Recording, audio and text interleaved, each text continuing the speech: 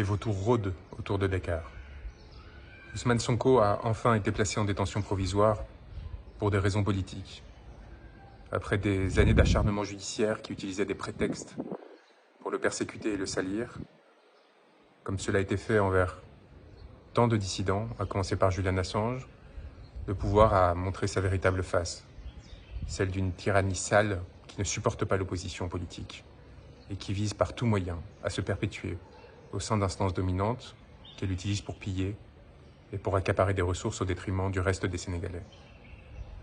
C'est avec un sentiment de dégoût et de vilainie très fort que j'ai accueilli cette nouvelle et la démonstration, encore une fois, que l'appareil judiciaire sénégalais n'était pas en mesure de faire respecter l'état de droit face à la volonté toujours plus écrasante de ses dominants et de ses instances politiques. Alors je vous dis tout cela depuis Dakar. Je salue la mort d'un nouveau martyr, tombé à Pékin aujourd'hui, tombé à Pékin pour la liberté et la souveraineté de son peuple. Tué par les balles d'agents de la BIP, sur lesquels nous avons tous les éléments pour mettre en œuvre les poursuites qui ont été enclenchées tant en France qu'à la Cour pénale internationale, et je l'espère bientôt, dans le cadre d'un changement de régime démocratique, qui se poursuivront au Sénégal lorsque celui-ci retrouvera sa souveraineté. Je vous parle non pas en fugitif, déguisé en femme, mais en effet porteur d'une robe. Une robe d'avocat.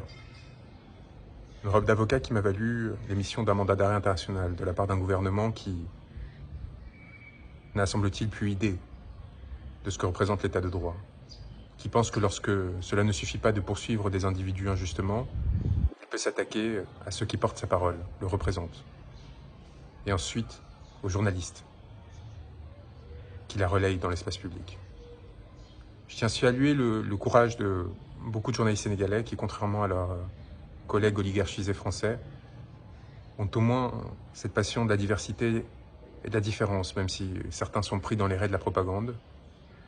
J'ai lu encore des insanités à mon sujet, comme quoi, dans Le Monde, journal qui appartient à l'oligarque que l'on sait, qui censure les articles ou les papiers lorsqu'ils me sont trop favorables, ils savent de quoi je parle, et à l'inverse, tente de salir chacune de nos initiatives et raconte des anecdotes absolument délirantes, comme quoi on serait en fuite, changeant de maison en maison au sein de Dakar, sans téléphone laissé à Paris.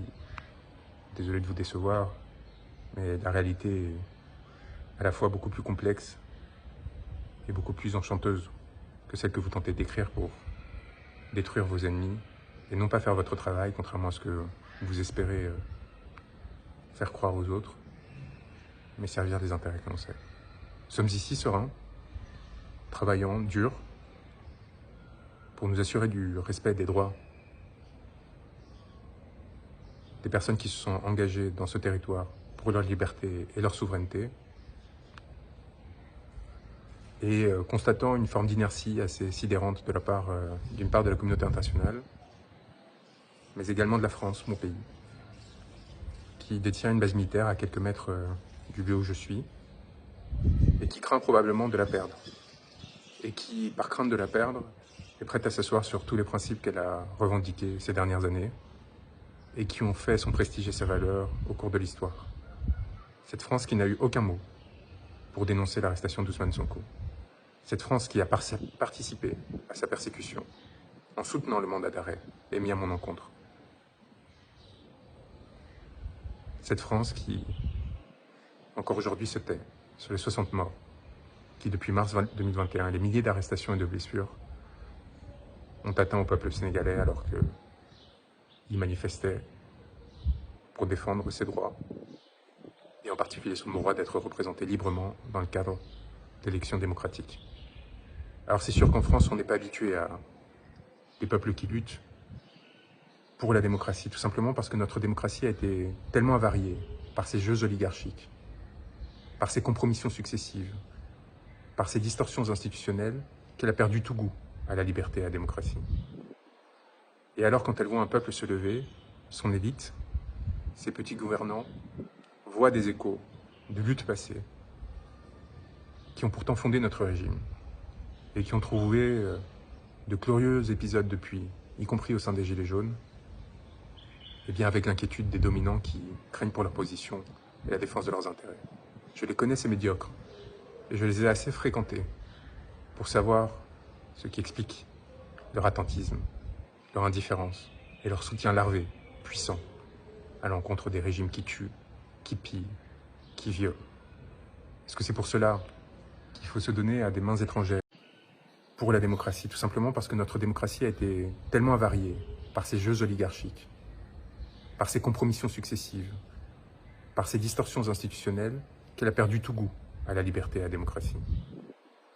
Et alors, quand elle voit un peuple se lever, son élite, ses petits gouvernants, voient des échos de luttes passées qui ont pourtant fondé notre régime et qui ont trouvé de glorieux épisodes depuis, y compris au sein des Gilets jaunes, et bien avec l'inquiétude des dominants qui craignent pour leur position et la défense de leurs intérêts. Je les connais, ces médiocres, et je les ai assez fréquentés pour savoir ce qui explique leur attentisme, leur indifférence et leur soutien larvé, puissant, à l'encontre des régimes qui tuent, qui pillent, qui violent. Est-ce que c'est pour cela qu'il faut se donner à des mains étrangères, à d'autres acteurs opportunistes qui tentent de se saisir de ces opportunités? Non. Il faut en profiter pour garder sa dignité, réclamer sa souveraineté et proposer des positions d'équilibre comme celles qu'Ousmane Sonko développait, sans asservissement à l'égard d'une puissance tierce, quelle qu'elle soit, pour et par le peuple. Pour et par le peuple. C'est maintenant le cri qui doit nous unir pour défendre, à travers ce destin et à travers celui de tous ceux qui luttent, nos aspirations à la beauté et la dignité. Courage à tous. On est à vos côtés, très proches. On l'a fait pour vous démontrer qu'on n'était pas dans l'incantatoire, que l'on était aussi capable de prendre des risques, mais aussi, jusqu'au bout, revendiquer la légitimité de nos faits, des gestes, de nos paroles, puisque c'est sur des paroles que nous avons été poursuivis. Notre droit et notre devoir impérieux de porter assistance à ceux qui nous l'ont demandé sans céder à une quelconque forme de pression. C'est ainsi que j'ai toujours exercé mon magistère, c'est ainsi que je continue à le faire auprès des frères qui luttent, de la Guadeloupe au Sénégal, et rien ni personne ne pourra nous en empêcher. Peut-être qu'ils nous arrêteront, peut-être qu'ils nous empêcheront de mener à bien le travail que l'on mène avec des acteurs de la société civile, politique, des confrères, pour essayer de comprendre les mécanismes d'oppression qui ont amené à la commission de crimes contre l'humanité. Mais il nous faut rappeler deux choses. D'une part, leurs crimes sont imprescriptibles.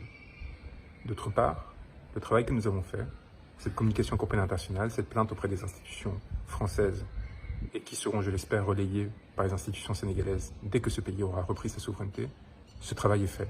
Leurs responsabilités sont établies. Et les mots que nous avons enfantés ne pourront pas être effacés.